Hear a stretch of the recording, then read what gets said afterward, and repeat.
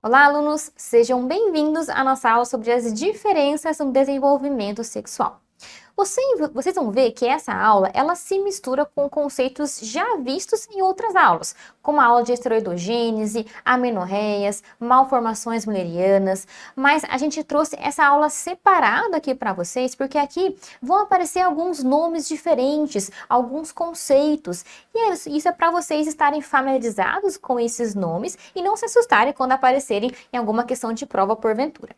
Então, nessa aula, a gente vai revisar brevemente sobre a embriologia normal. Vamos entender quais são as categorias e o que significa essas diferenças no desenvolvimento sexual, alguns princípios para diagnóstico e princípios de tratamento.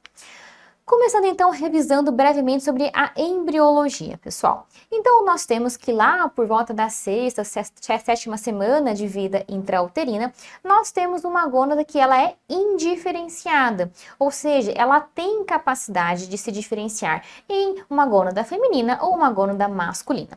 E que vai determinar essa diferenciação gonadal é a carga cromossômica que essa gônada carrega. Se ela tem uma carga cromossômica com o cromossomo Y presente, terá a presença do SRY, aquela região determinante do gene. E com o SRY presente, então, haverá a produção de hormônio antimulleriano. O hormônio antimulleriano, ele é antiducto de Miller, ele é antiductos paramesonéficos. Então, ele promove a regressão dos ductos de Miller, ou ductos paramesonéficos, e aqui persiste os ductos mesonéficos, que irão formar, então, as estruturas dos órgãos genitais internos masculinos. Agora, se não temos cromossomo Y presente e não temos então o SRY ausente, então não teremos o hormônio antimulleriano. Logo, os ductos de Miller, os ductos paramesonéficos, eles vão se desenvolver e vão dar origem às estruturas do órgão genital interno feminino. Aqui, em maiores detalhes, temos essas estruturas que também são indiferenciadas, que sobre a ação desse hormônio, que é a dihidrotestosterona, elas vão se diferenciar em estruturas genitais masculinas. Veja, por exemplo, o tubérculo genital, sobre a ação deste hormônio, vai formar a glande do pênis, as pregas urogenitais, o corpo do pênis, as pregas lábio-escrotais, a bolsa testicular e o seio urogenital, a próstata. Sem a ação deste hormônio, então temos o desenvolvimento de estruturas femininas. Revisado isso, vamos agora falar então sobre as diferenças no desenvolvimento sexual. Primeiro, o que significam isso? São condições congênitas que vão resultar numa discordância entre o sexo cromossômico, se é 46XX, XY ou outra carga cromossômica, o sexo gonadal, se é testículo, se é ovário, e o sexo anatômico daquela paciente. Aqui eu coloquei para vocês a denominação prévia desses distúrbios e aqui a denominação atual, porque tivemos uma atualização relevante sobre isso. Então, o que antigamente chamávamos de intersexo, hoje chamamos de diferença no desenvolvimento sexual. O que antigamente era o pseudo-hermafrodita masculino, hoje é o 46XYDDS, que é a diferença no desenvolvimento sexual. O que era pseudo-hermafrodita feminino, hoje é o 46XX-DDS, e o que era o hermafrodita verdadeiro, hoje é o ovotesticular DDS. Então veja que a gente classifica esses diferentes distúrbios baseado no cariótipo. Então nós vamos ter os DDS associados ao cromossomo sexual, vamos ter DDS 46XX e DDS 46XY. Dentro do 46XX, então vamos ter situações com algum problema no desenvolvimento ovariano ou uma situação de um excesso de androgênios. E na diferença de desenvolvimento sexual 46XY, vamos ter algum problema no desenvolvimento testicular ou da síntese e ação dos androgênios. Já vamos entender em detalhes cada uma dessas, pessoal. Vamos começar então sobre as diferenças no desenvolvimento sexual que estão associadas ao cromossomo sexual. Então aqui, variações do cromossomo sexual que não apenas 46XX ou 46XY. Temos essas situações que vocês já viram algumas delas em outras aulas. Então, por exemplo, 45X é um exemplo de uma diferença no desenvolvimento sexual e isso chamamos de síndrome de Turner. Quando temos 47XXY, isso é uma situação, é uma diferença no desenvolvimento sexual que chamamos de síndrome de Klinefelter. Quando temos 45X em mosaico 46XX, podemos ter uma digenesia gonadal mista e as suas variantes, ou até mesmo a forma ovotesticular cromossômica. Agora, quais são as diferenças no desenvolvimento sexual 46XX, pessoal? Então, podemos ter uma situação em que, veja, quando temos uma carga XX, aqui o esperado é a presença de um organismo feminino, seja órgãos genitais internos femininos como órgãos genitais externos femininos. Então, o que vai resultar nessa discordância entre as estruturas? Pode ser, por exemplo, por algum problema no desenvolvimento ovariano, então o ovário não se desenvolveu adequadamente. Podemos estar diante de uma agenesia gonadal completa. Ou pode ser uma situação que a gente tem um excesso de hormônios masculinos, de hormônios androgênios. Então, estes hormônios, eles estão causando alguma virilização externa. Por isso que tem uma discordância entre o fenótipo da paciente e a sua carga cromossômica. E outros exemplos, como podemos estar diante de agenesias mullerianas. Já a diferença de desenvolvimento sexual 46XY, então veja que a carga cromossômica é XY, então a gente esperaria algo que fosse compatível com gônadas testiculares e o fenótipo masculino. Então, o que acontece que não bate essas estruturas? Pode ser algum distúrbio no desenvolvimento testicular, ou seja, o testículo não desenvolveu adequadamente. Pode ser alguma genesia gonadal, como a síndrome de Swyer, ou uma regressão gonadal mesmo testicular. Ou ainda, nós temos um defeito na síntese ou na ação dos androgênios. A gente até tem uma produção hormonal, mas eles não conseguem atuar. Então, não conseguem exercer o seu efeito na modificação do fenótipo da paciente para o fenótipo masculino. Aqui a gente está falando da síndrome da insensibilidade aos androgênios, ou da deficiência 5-alfa-redutase, ou dos defeitos do receptor de LH. Iniciando então falando sobre as diferenças no desenvolvimento sexual associada ao cromossomo sexual. Então aqui são aquelas situações em que temos diferenças no desenvolvimento e que não resultam de cargas cromossômicas 46XX ou 46XY. O grande primeiro exemplo é a síndrome de Turner, que nós já vimos também na aula de amenorreia primária. Aqui, pessoal, a síndrome de Turner se caracteriza pela presença do cariótipo 45X. Este cariótipo, ele pode, inclusive, estar em mosaico. O que significa isso? Parte das células das pacientes tem cariótipo 45X e parte tem 46XX. Isso resulta numa principal alteração, que é o não desenvolvimento gonadal, ou seja, as gônadas, elas são digenéticas, elas não funcionam, elas não estão desenvolvidas, estão as gônadas em fita. Se as gônadas, elas não funcionam, então não há a produção dos hormônios esteroides ovarianos. Se não tem a produção desses hormônios esteroides ovarianos, não há o desenvolvimento dos caracteres sexuais secundários. Então, essas pacientes, elas vão ter uma genitália externa e interna feminina pré-púbere. Além disso, é comum a associação de outros estigmas da síndrome de Turner, como, por exemplo, nós vamos ver logo numa imagem, a baixa implantação das orelhas e o pescoço alado. O diagnóstico é feito pelo cariótipo, que encontramos essas células em mosaico com essa cariótipo 45X, e aqui o tratamento é a gente repor esse hormônio que falta à paciente. Aqui com o intuito de proteger a sua saúde óssea, que o estrogênio ele é importante, né, para evitar o desgaste ósseo e também para reduzir o seu risco cardiovascular.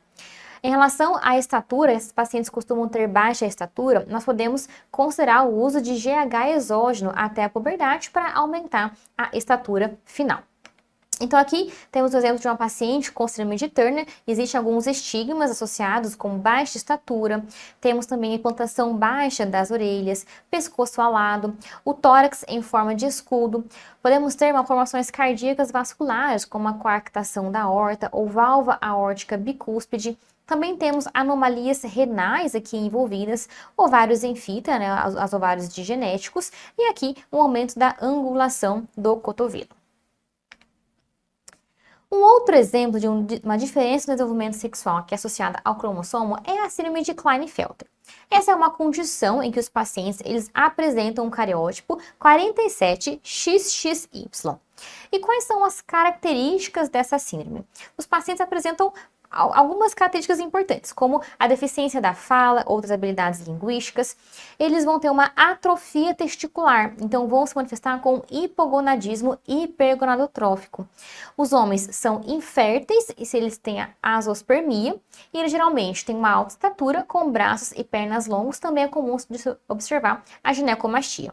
O diagnóstico da síndrome de Klinefelter é feita pelo cariótipo. Aqui, por exemplo, né, o exemplo de um fenótipo de paciente com síndrome de Klinefelter.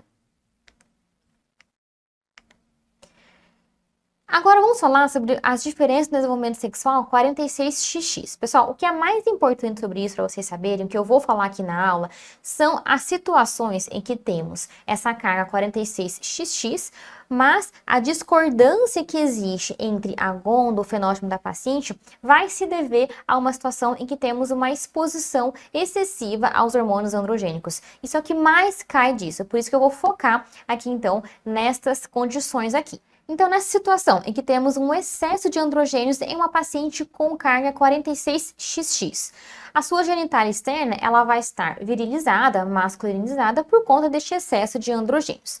Mas veja que, como a sua carga é XX, então ela vai ter o desenvolvimento dos ductos de Miller. Então, ela vai ter útero, colo uterino, parte superior da vagina e tubas uterinas. E ela também vai ter as gônadas ovarianas. Então, essas pacientes, elas são férteis.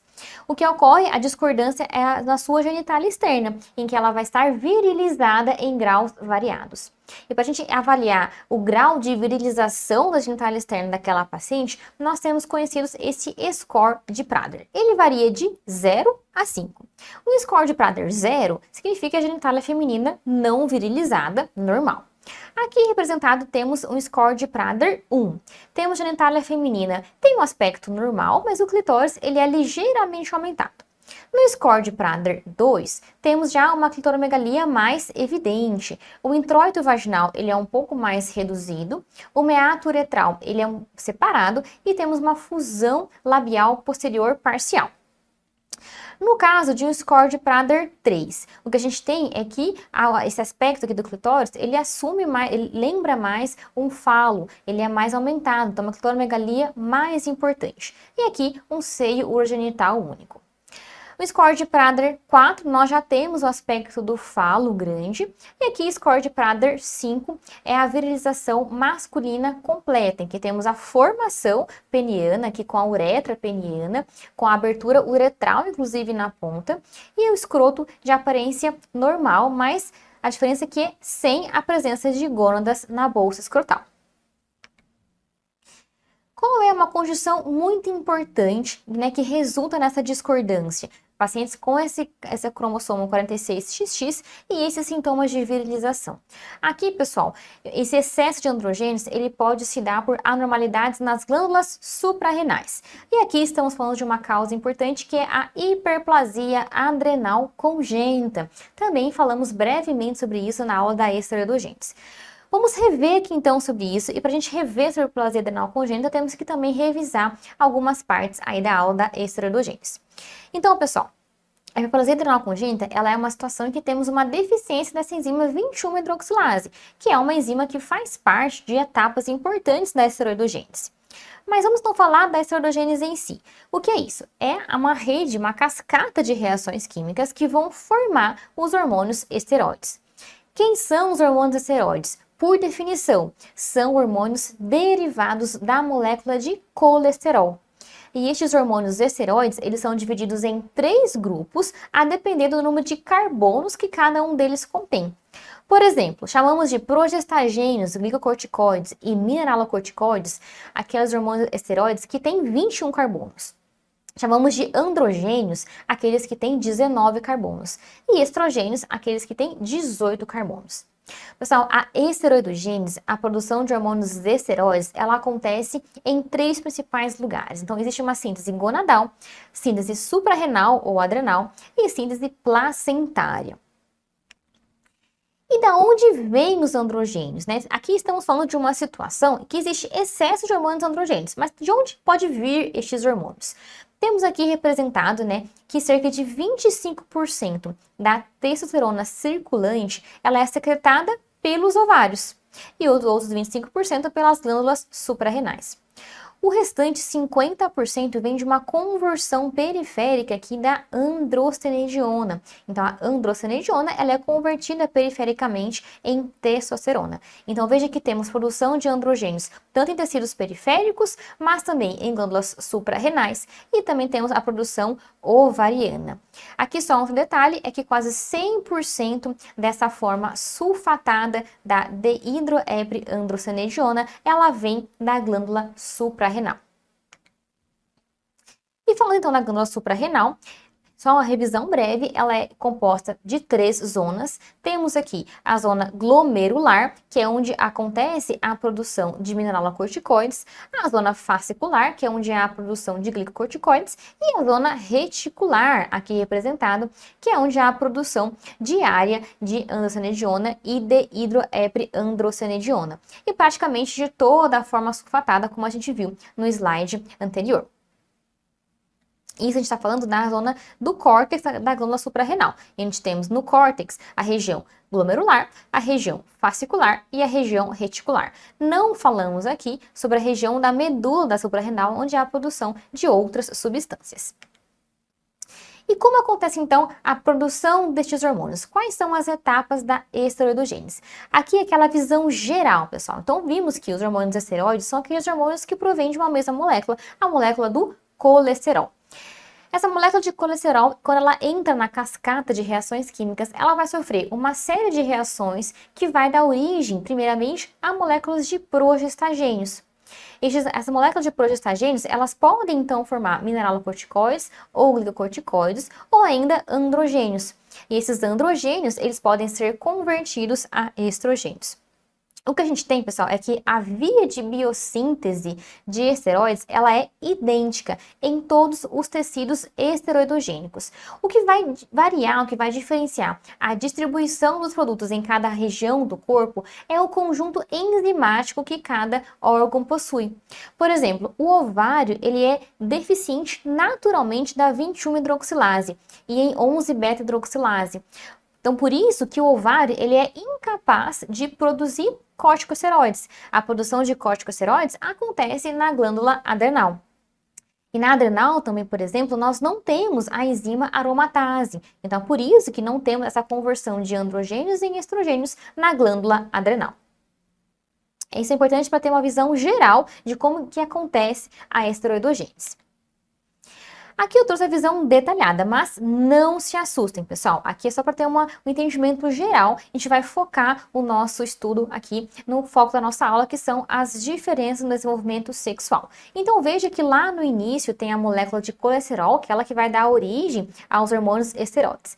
Então essa molécula de colesterol, ela sofre ação da colesterol desmolase e ela vai originar aqui então moléculas de progesterona, né, diferentes progestagênios, como aqui pregnenolona, que vira progesterona.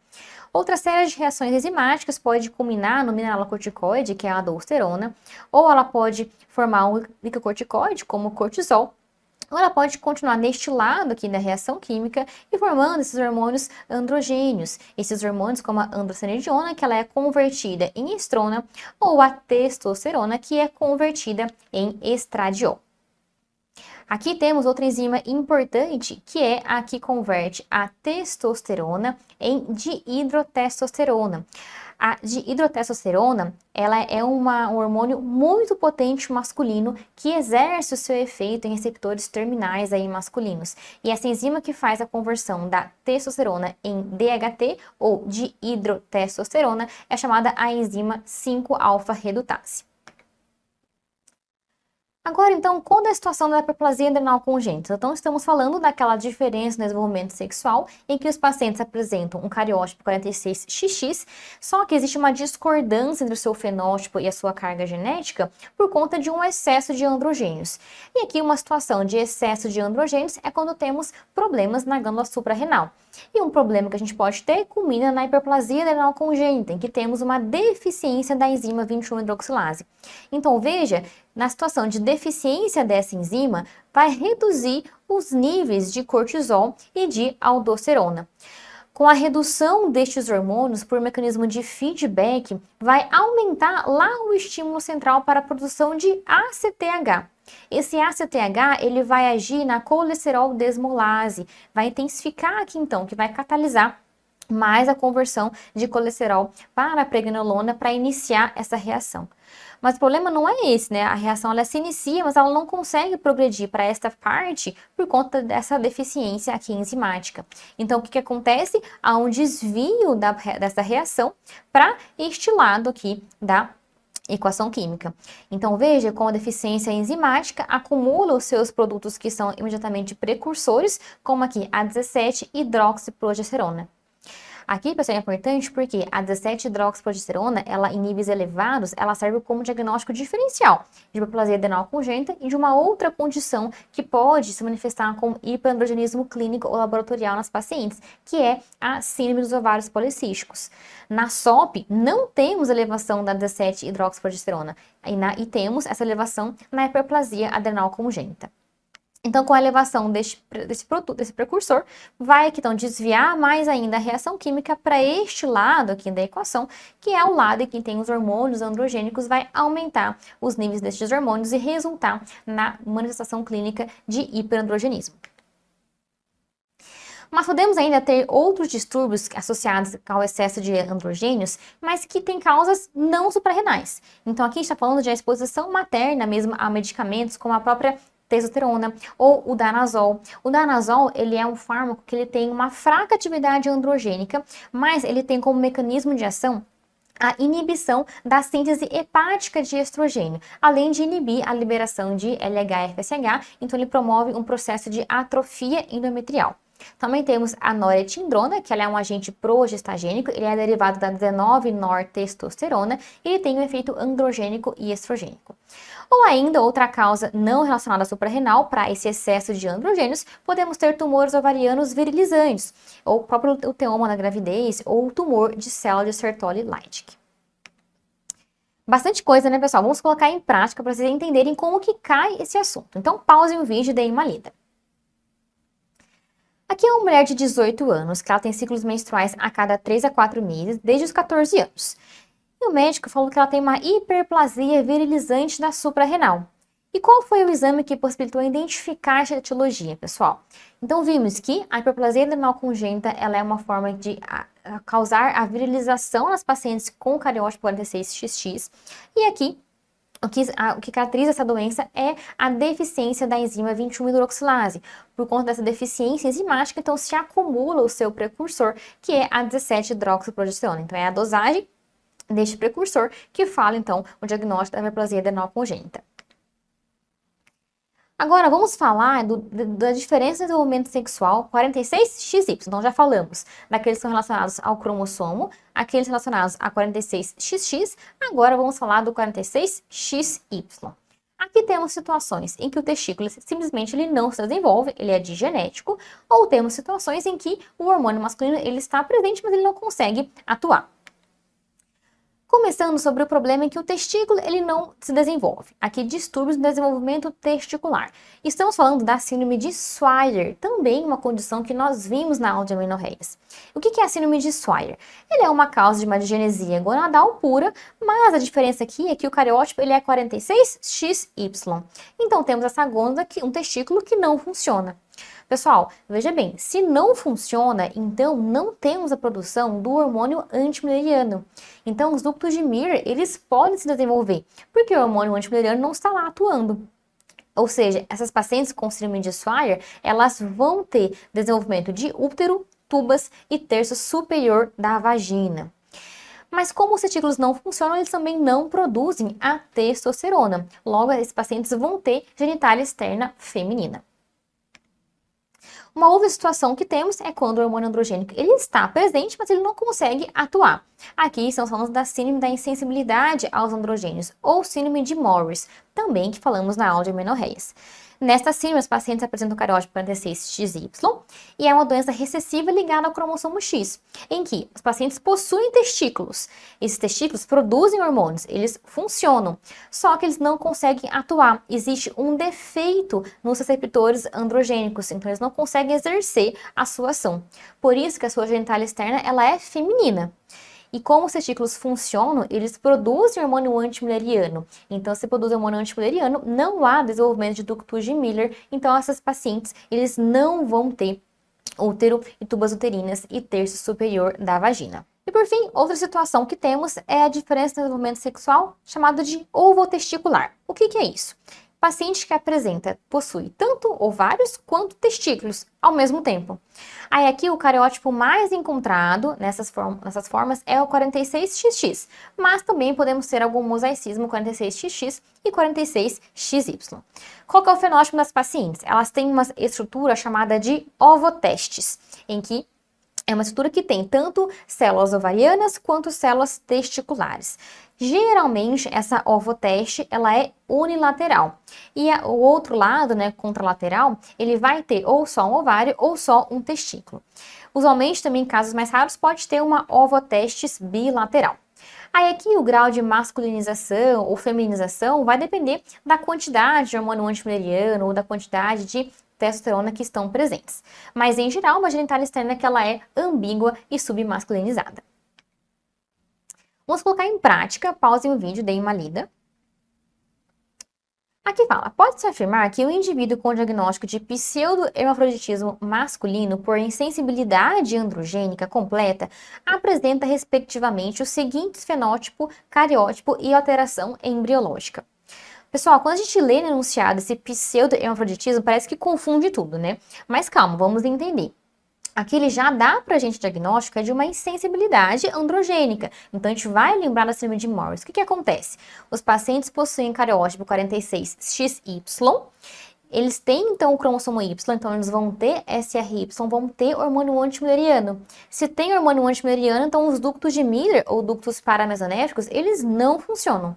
Mas o que garante então essa discordância de fenótipo desses pacientes? É por conta, eles têm a produção de hormônios androgênicos, mas eles não conseguem atuar nos seus receptores. Então o que a gente tem aqui é um paciente que vai ter um fenótipo feminino por conta da não atuação destes hormônios androgênios, com um cromossomo 46XY e a regressão dos ductos de Miller ou ductos paramesonéficos, letra A. Outra questão, pause em vídeo, deem uma lida. Aqui é uma paciente do sexo feminino, ela tem 15 anos e ela vem à consulta ginecológica trazida pela mãe para orientações. Ela começou o desenvolvimento puberal aos 9 anos com a telarca, que é o desenvolvimento mamário.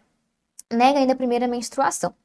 Tem um exame de pressão normal, MC normal, estágio de Turner. Ela tem desenvolvimento mamário, mas não tem pilificação.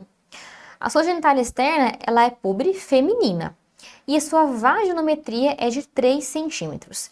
Qual que é a propedêutica complementar para elucidar o caso clínico, pessoal? Aqui também mescla muito com o nosso raciocínio utilizado diante de casos de amenorreia primária, porque estamos diante disso, uma paciente que ainda não menstruou, ela já está com 15 anos de idade e ela tem aquele desenvolvimento mamário. Então veja, pessoal, é uma paciente com amenorreia primária e o que chama a atenção? Primeiro, a falta de pilificação e também essa vagina curta. Será que ela tem algum defeito mulleriano? Será que é alguma agenesia mulleriana? Ou será que estamos diante de uma síndrome de Morris, ou seja, uma sensibilidade aos androgênios, em que a paciente tem o cariótipo 46XY? Isso justificaria até a sua falta de pilificação? Então, o que vai ajudar a gente a entender entre um e outro, a diferenciar? É o cariótipo das células periféricas, para saber se estamos diante de um cariótipo 46XY, no caso de uma síndrome de Morris, ou 46XX, no caso de alguma agenesia mulleriana. Então, letra A. Dosagem FSH até SH é prolactina. Pessoal, aqui a dosagem destes hormônios faz parte mais da propedêutica básica de investigação de uma amenorreia secundária. Não teria tanto ajuda aqui pra gente. B. Ressonância magnética de pelve. Aqui, este exame de imagem, ele faz parte da propedêutica, mas ele não vai conseguir diferenciar se o problema é porque a paciente ela tem uma falha no desenvolvimento do ducto de Miller ou se é porque ela tem um cariótipo 46XY. C. Teste de estímulo com GNRH. Esse teste, usualmente, ele serve para a gente investigar causas de amenorreia hipotalâmica, né, amenorreia centrais, em que a gente oferece esse teste e isso vai levará à produção de FSH e LH das gonadotrofinas. Mas também não é o caso aqui, essa paciente ela tem desenvolvimento mamário, então ela tem esse caráter sexual secundário. Então, por isso que a resposta correta é a letra D, que fala de cariótipo de células periféricas. Entendido isso, pessoal, a parte da aula um pouco mais teórica, né, um pouco mais densa, vamos agora só pincelar um pouquinho sobre os princípios diagnósticos que a gente tem que levar em consideração para conseguir pensar em uma hipótese ou outra e, posteriormente, os princípios de tratamento. No exame físico, vamos avaliar a região genital para ver se estamos diante de alguma genitália ambígua com algum grau de virilização. Avaliamos o tamanho e a descida dos testículos e no exame pélvico interno, se a paciente possui colo do útero, se o útero é palpável, conseguimos aferir também a distância da vagina, a vaginometria. Avaliamos a presença de caracteres sexuais secundários, então se tem desenvolvimento mamário, se tem pelos. Aqui, para vocês entenderem que se tem desenvolvimento mamário, entenda como que aquela paciente ela tem estrogênio circulante presente. Ela já teve exposição estrogênica alguma vez na vida. Pelos subianos e axilares, ela já teve exposição ao hormônio androgênico. Ela tem testosterona presente, circulante e atuante. Vamos procurar por achados associados a síndromes específicas, como por exemplo a síndrome de Turner, baixa estatura, pescoço alado, e ou a diagnóstico de hernia inguinal em mulher na puberdade com amenorreia primária. Pensar se essa hernia inguinal não é alguma gônada, né, que pode estar ali que não teve seu desenvolvimento adequado. Exames complementares. O cariótipo para avaliar a presença ou ausência do gene SRY. Exame morfológico do abdômen para ver se tem alguma gônada intraabdominal. Então, ultrassonografia, ressonância magnética, até mesmo videolaparoscopia. E dosagens hormonais. Aí, a testosterona, a DHT, FSH-LH e a 17-hidroxiprogesterona. O que vamos orientar em relação ao tratamento dessas pacientes? Então, primeiro, quais são os fatores que afetam? A idade de apresentação do paciente, se é um paciente bebê, adolescente ou adulto, qual a identidade de gênero com que ele se identificou, as suas preferências e o seu status hormonal. Sempre oferecer psicoterapia e aconselhamento para esses pacientes. É importante oferecer a terapia de reposição hormonal, né, para ser iniciada naqueles pacientes que têm déficits hormonais, que têm gônadas que não funcionam, aqui pensando em risco cardiovascular e em saúde óssea. E em relação à cirurgia, vamos propor essencialmente para aquelas pacientes que têm gônadas anormais, devido ao risco de evolução para gonadoblastomas ou de germinomas, que têm um alto risco de malignidade. Para estes casos, a recisão cirúrgica ela está recomendada, como aqui também elencado para vocês. E outro tipo de cirurgia é a cirurgia reconstrutiva ou de reatribuição, em que pode ser proposto para paciente que tem desejo a genitoplastia feminizante para diminuir o tamanho de clitóris no caso das genitálias externas masculinizadas. Aqui, pessoal, nos próximos 3 slides, eu separei para vocês uma tabela comparativa, em que tem os pontos-chave sobre cada uma dessas síndromes diagnósticas que a gente conversou aqui na aula. Então, pausem o vídeo, deem uma lida, tentem elencar aí, construir o raciocínio de vocês, para na hora que ver o nome da doença em algum enunciado, vocês pelo menos lembrarem aí dos pontos principais, o que chama a atenção em relação a esses diferentes diagnósticos. Então, na hiperplasia adrenal congênita é uma situação de excesso de androgênios, temos uma deficiência da 21-hidroxilase e também uma substância que chama a atenção é a dosagem alta da 17-hidroxiprogesterona. Na síndrome da sensibilidade aos androgênios ou síndrome de Morris, o cariótipo é 46XY. A genitália, porém, ela é feminina porque existe a produção de hormônios androgênicos e eles não conseguem atuar e exercer o seu efeito. Na deficiência 5-alfa-redutase, que mencionamos muito brevemente sobre esta enzima. A 5-alfa-redutase é a enzima que converte a testosterona em dihidrotestosterona. Então, se essa enzima não funciona, então a gente não vai ter a ação da DHT. E a DHT, ela tem uma potente ação de exercer o efeito da masculinizante. Então, essas pacientes, elas podem ter uma genitália ambígua ao nascimento, elas vão ter testículos, mas não vão ter as estruturas de Miller, porque o seu cariótipo é 46XY. Síndrome de Turner, então vemos que é uma situação de cariótipo 45X, em que as glândulas são digenéticas, não vai ter produção de esteroides, não vai ter presença de caracteres sexuais secundários. Na síndrome de Swyer, é uma situação também de genesia gonadal, mas com o cariótipo 46XY. É um testículo que não funciona, então ele não produz o hormônio antimülleriano. Então por isso que é uma situação de 46XY, mas com a presença de útero. E síndrome de Klinefelter, uma situação que temos 47XXY, é uma genitália masculina fenotípica, mas com outros achados como homens de alta estatura e membros alongados. A genesia gonadal 46XX, também com tecido ovariano e não funciona, as pacientes então elas vão ter estruturas de Miller presentes por conta do cariótipo 46XX e a DDS ovo-testicular, quando a gente tem uma mesma paciente um órgão que tem estruturas tanto ovarianas quanto testiculares. É isso, agradeço muito a atenção de vocês, é uma aula muito conceitual, mas veja que aqui a gente misturou conceitos de várias outras aulas. É mais para vocês se familiarizarem com esses diferentes conceitos e essas denominações. Contem com a gente, um abraço e até a próxima!